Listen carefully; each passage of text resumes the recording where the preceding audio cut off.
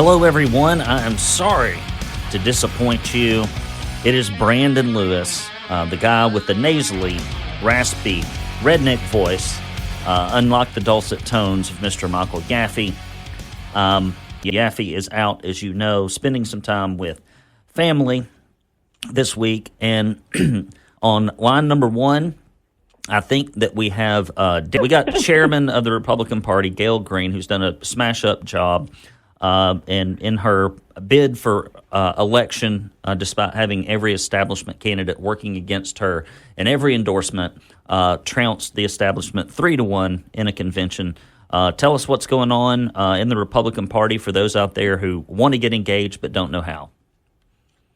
Hey, Brandon. Well, thanks for having me on, and I am excited about a lot of things coming up in the next few months, and I appreciate you giving me an opportunity to talk about it. The first thing that I want to let people know about is our Hamilton County Republican Party monthly meeting that's coming up in April on the 13th. We actually we have opportunities for people to get involved every month, but this month we are inviting all of the local Hamilton County candidates to come speak. It's kind of basically a meet and greet. Even those that don't have a primary opponent, we want them to come and introduce themselves as well. But we're planning on a room full of the Republican candidates, and people are welcome to ask questions. This is not going to be a debate style. It's really going to be everybody gets a couple of minutes to speak, and they'll take questions. So I think it's a good opportunity for Hamilton County people to find out more about the Republican options. Awesome. And then, if people wanted to find the agenda, get on a list where they don't have to go look at a website every time, but perhaps get an email or a text message occasionally, where would they go? They would go to hcgop.com. It's a simple website. Hamilton County Grand Old Party.com, and you can get on the newsletter and stay informed about what's happening. What else is on the radar? All right. Well, right after that, we have early voting starting I think it's the next day. It's April 14th or 15th. I might be incorrect about that, but it's early voting starts, and then the May primary is on May 5th. And what people don't realize how important it is to pay attention and vote in these local primaries, because this is where you're really able to use your vote to make a difference. And some of the candidates aren't challenged, but many of the Republicans do have challengers, and I think it's really helpful for you guys out there to learn about, all of these local seats, your school board seats, your county commission seats, the constitutional offices. I just really encourage people to learn who they have to vote for and to vote in the county primary on May 5th. Absolutely. You should do at least a little bit more research than walking into the voting booth and playing eeny, meeny, miny, mo, and then calling your sister, who's the only person you know out of 1,000 people that keep up, and asking them how to vote. Look at their records, especially if they've been in office, and how they vote on key issues. You have to do a little bit of digging from time to time, explore both candidates' websites, and if you get a chance to get out and about and ask them a question, such as at this upcoming GOP meeting, you should certainly avail yourself of that opportunity. I can't tell you how many people text me or call me on when it's not just on election day, but since we have, a couple of weeks of early voting, I get so many questions about, hey, who should I vote for? Or who is, do you know anything about this or about that? And I don't mind telling people, my opinion, but I really wish people would do the research for themselves. It can make a big difference. But after May, we have another primary coming up in August. That is that's going to be the state and federal offices. And so, that is going to really throw people off, because normally we vote on a Tuesday, but this year it will be on a Thursday in August. And that is an opportunity if probably a lot of the listeners don't necessarily know what it means to be a qualified or a bona fide Republican, but we've just had a lot of questions about that recently. And so the August primary is one of those primaries that's really important for you to vote in if you want to be on the record as a Republican, because the state party, when you're hopeful that you might want to run for office or have the possibility of doing that, they want to see that you have voted in state primary elections. And so not just are they important because our local, our state offices matter very much about local legislation, but also if anyone ever has a desire to run for office, they need to have that on their record that they voted. Yeah, absolutely. I always find it interesting that in order to run for office, you have to vote in 3 of the last 4 primaries that are related to that particular office. However, if you want to if you want to vote for a Republican, that the Republicans have consistently made it to where Democrats can cross over and vote in our primaries. We do have one bill that's still alive that may close the primaries to Democrats, but we've had many Republicans time and time again over the last 10 years, 20 even, vote to allow Democrats vote in Republican primaries. And I've had even elected officials argue with me about how important it is to make sure that Democrats can vote in Republican primaries. And they do that because they have weak voting records, and Democrats will cross over for the least conservative, least Republican-like Republican on the ballot.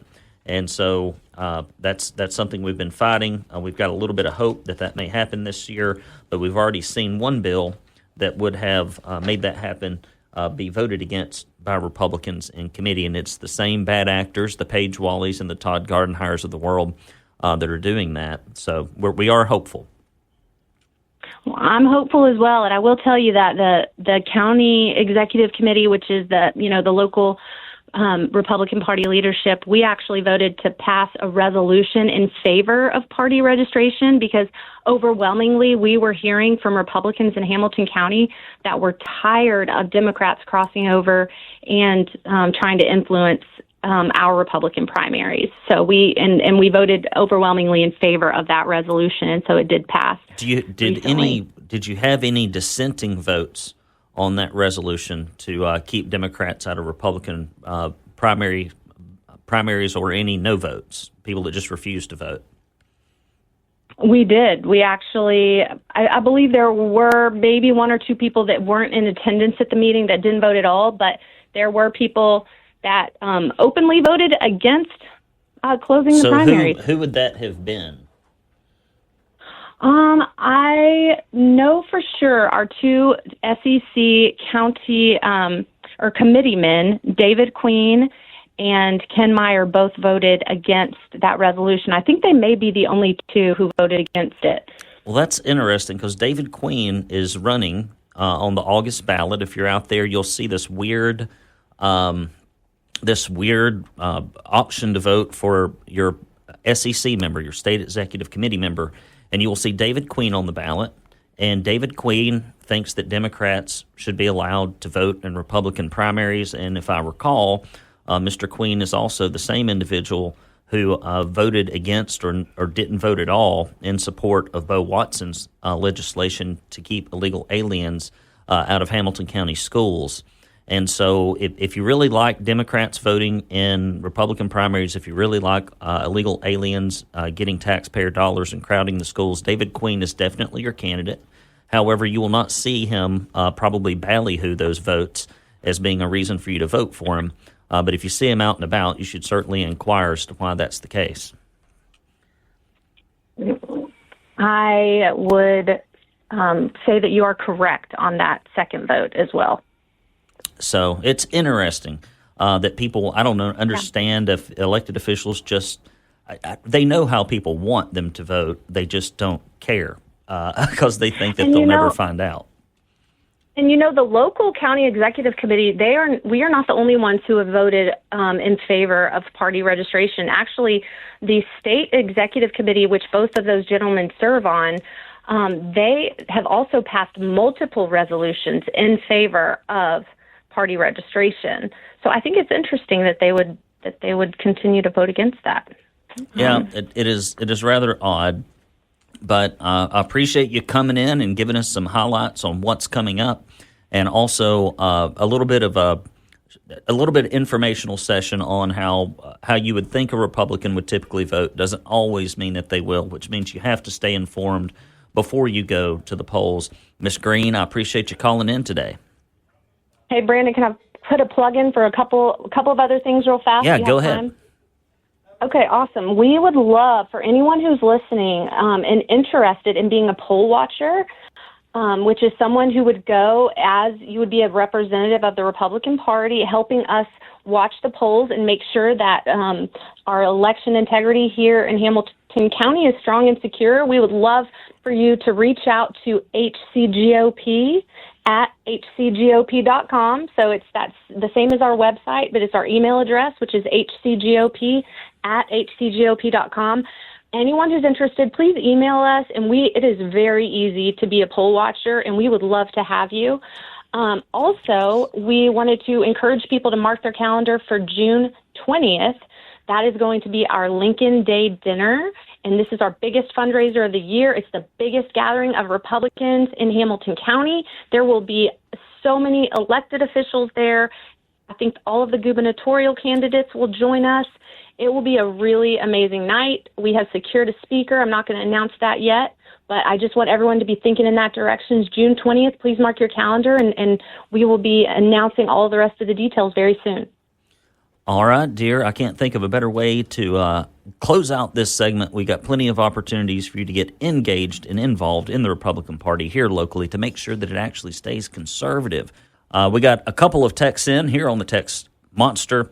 Where's the GOP meeting and what time? I did not write that down because I'm a terrible student. But I do believe you can go to hcgop.com to get that calendar.